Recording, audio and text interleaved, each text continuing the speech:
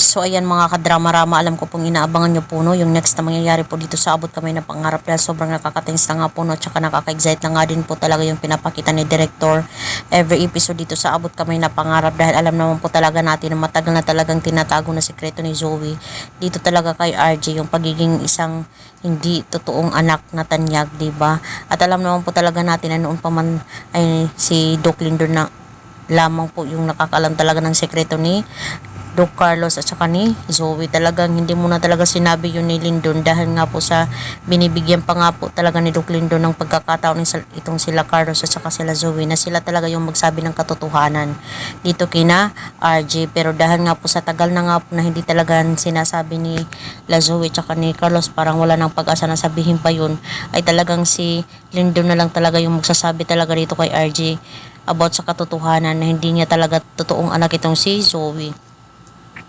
Kaya itong si Zoe, talagang i-confront po talaga siya ni RJ na matagal mo na bang alam to, Zoe, na hindi kita anak? 'Di ba?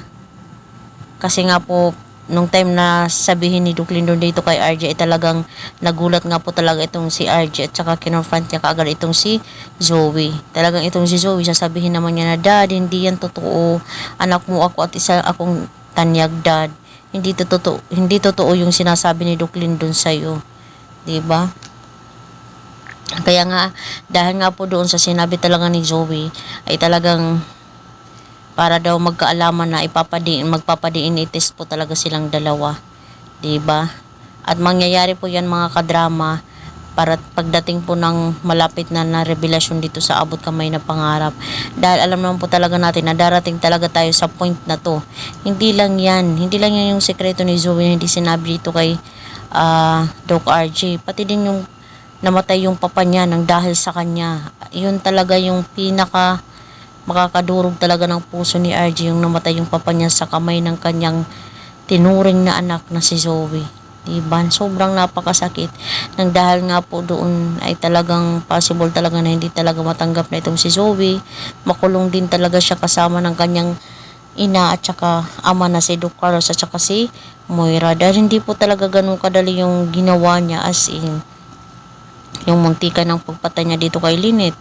Diba? Pinabayaan niya, hindi niya tinulungan dahil gusto niyang maramdaman daw ni Annalyn yung kanyang nararamdaman. Yung mga ganun ba?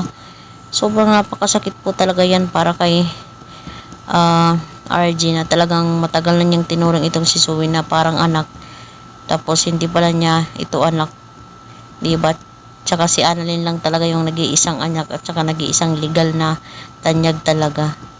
So happy talaga no na dumating yung panahon na to na talagang magkaalaman na. Talagang guguho yung mundo ni Zoe. Wala na siyang magagawa kung hindi siya matatanggap ng kanyang daddy dahil sa mga nagawa niyang kasalanan, di ba? Kumbaga pareho lang talaga siya sa kanyang nanay. So yun lang po mga kadrama. Don't forget to please like, share, subscribe my channel. Abangan mga kadrama.